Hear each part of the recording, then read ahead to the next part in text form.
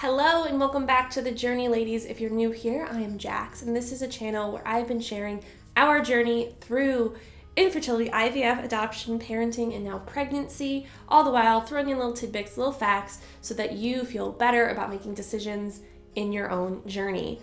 I have been doing weekly pregnancy updates for this pregnancy journey. This week is week 23, and it's been a bit of a doozy.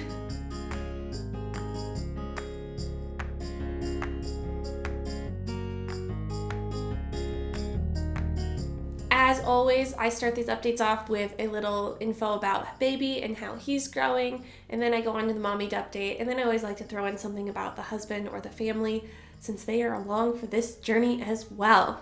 So let's start with the baby update. Little baby Kingsley is about the size of a chinchilla this week, which, fun fact, the husband hates chinchillas. And I kid you not, I have spent years trying to figure out what a chinchilla ever did to him, and I can't figure it out. He still just has a fiery passion for an arguably really adorable animal. So I have no idea what's going on there. But squirrel got really distracted there. But baby Kingsley is about the size of a chinchilla this week, around 11.5 inches long, and has topped over a pound, 1.1 pounds this week, which is a huge landmark in my mind. It feels so much more substantial, and it really, they're not little, they're not little tiny. To think we've come all the way from him being a tiny embryo. I have a photo of him as an embryo, one cell. Well, it wasn't one cell, it was a group of cells, 30 cells, whatever. A microscopic view, and now he's a full pound. That's mind-boggling to think that can happen. Anyway, this week was another week of just gaining fat, getting bigger, and gaining pigmentation in skin and in lips, and I think in the eyes as well. So a lot of different pigmentations coming in this week, and otherwise he's just continuing to gain fat and grow larger. On to the mommy update. This week I was weighing in at 153.5 pounds, which is about 5 pounds over where I started, which is always good because it means I'm striking a good balance between dealing with the nausea but getting enough to eat, and everything is progressing along. Again, my stomach is around 30 inches, but I have to say I do see a difference now. Up until now, it's just been coming out, and I don't know how to symbolize it. It's just been coming out, and now I can see it coming out to the sides, if that makes sense. It doesn't just look like a straightforward bump anymore. You can really see it from the hips. The hips to the stomach is a lot a smoother line. It's not indented. Does that make sense? So things are expanding out instead of out, if that visually makes sense. And this week, I thought I'd give kind of a mental health check-in. I realized I've left it out of my last few updates, and that wasn't, I guess, on purpose or to hide anything. It was just, that's about the tone, tone. But anxiety has been pretty just steady the last few weeks, and it's getting me a little bit exhausted. The kind of funness of reaching the halfway point has definitely worn off by now, and we're back to just the same cycle of anxious thoughts. If you're unfamiliar with my story, this is our third pregnancy. The other two ended in miscarriages back in 2018. Then in 2019, we adopted our daughter, and in 2020, we went through our IVF transfers. So it's not been happy peppy all the time. And it's certainly not as bad as it was in the beginning, where it was a lot of panic attacks and a lot of really debilitating anxiety. Now it just feels like none of you are going to get this reference, except my 90s kids. Love you to pieces. But it feels like the end of the Pokemon movie, the very first Pokemon movie, where the clone Pokemon are fighting the real Pokemon, and they're at a stalemate because it's just the same Pokemon fighting each other. That's what it feels like in my mind. It's it's my anxiety and my rational brain fighting, but it's both me, so I'm just at a stalemate with myself as far as anxiety. Yeah, that's where we're at. I'm not losing the battle, but I'm I would really off this train now. But we still got a few months of stuff to do. So and I have to say, the additional restrictions with placenta previa are also really weighing on me. You can go look those up, but it just, I don't know, between the restrictions from having IVF, those first 10 weeks you have some pretty heavy restrictions, and then having more restrictions imposed now, I'm just gosh, I just want control over my body to like some extent for a while. I feel like every time I walk into a doctor's office, they're like, you can't do this now. I think that's also just like wearing on it. It's also the dead of winter, so it's like 12 degrees Fahrenheit here, so you can't go anywhere. I lied. You might notice I sound congested. And that's because I've also been sick this week, which doesn't help anything at all.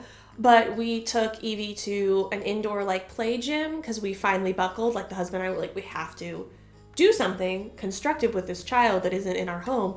And so we went to an indoor gym, and everything's social distance and masks, but it's still just like 20 kids like bopping around.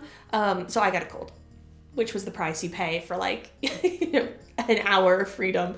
Evangeline loved it. It was just, of course, I ended up with a cold, which probably isn't helping. Insomnia stuck around, probably because anxiety is still there. Oh, and before we pop off of mental health things, I think there's also just a growing anxiety around the echocardiogram next week, which will have happened by the time you guys are seeing this. You can check out my Instagram to get updates on that. But it's because I'm like, have a weird mixture of hope that maybe they'll say that my placenta previa is gone and like those restrictions can lift and I can go back to like planning like a birth plan. But I guess that's it. The uncertainty of it. You'd think I would be so practiced at like uncertainty after years of infertility that I'd be like, oh, something's uncertain. Let me just like go with it. But it's still a struggle like every time. So now I'm really hung up on the idea of like, well, do I plan for a C-section? Do I plan for not? I know like you should always have a backup C-section plan, but like I would pay so much money if someone could just be like, yeah, for sure at 36 weeks you're having a C-section. I'd be no disappointment with that. Totally fine. If I could just like know that and plan for it and just go ahead with that knowledge, I would be so happy. But it's just this like, well, I don't know. Do I do this? Ugh. It is my weak point. It is a weak point of mine. I'm aware. That's one of the struggles of infertility, I think, for all type A people is the uncertainty. And now I thought I'd like escaped that and been like, yeah, babies come in that, at the end of that.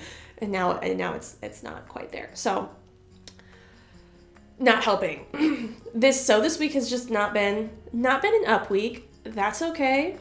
Things change so fast. When I started out doing these weekly updates, I thought there wouldn't be like anything to report. But I have to say, almost every single week, I feel like it is a completely different story from the last week. And there's something to be said about the fact that things shift so quickly. That gives you a little hope that, if this week sucks, maybe next week will be better. And that's kind of where I am this week. Anyway, I just wanted some transparency around that. Someone had asked, they either messaged me or left a comment about anxiety and whether or not it's gone. And I was like, no, it's not gone at all. But I realized I haven't shared about that at all in a while. So I thought I'd bring it up again.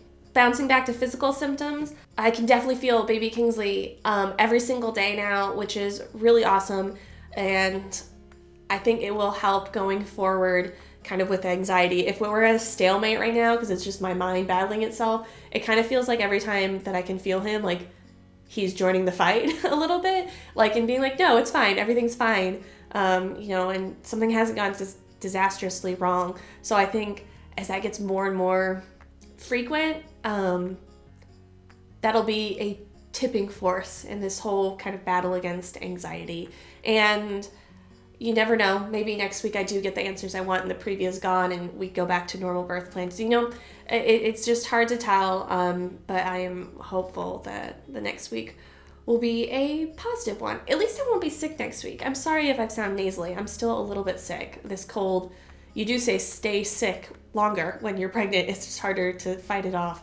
And this cold's been here all week. So I'm really hoping as I go into week 24, that this goes away, things are looking more positive, leave things on a positive note. In fact, here's a positive note. Here's the family update of the week. We have taught Evie a new trick. Let's be clear, like daycare is great and teaches her like really important things, but we love to teach her like really quirky things just for fun.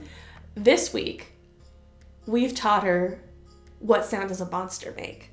So you know how you're like, what sound does a cow make? What sound does a horse make? No.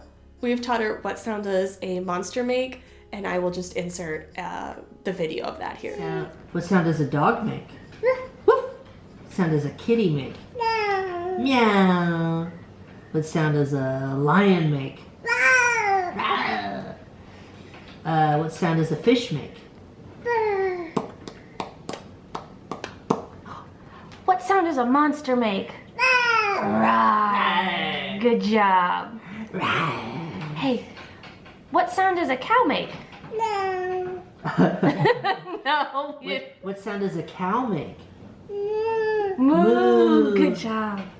Thanks for coming and watching my journey. Thank you to everyone who shares their own journey and comments down below or messages me on Instagram. It really is helpful to feel connected to all of you during this crazy time of isolation and social distancing. And until next time, ladies, keep on fighting. Mwah.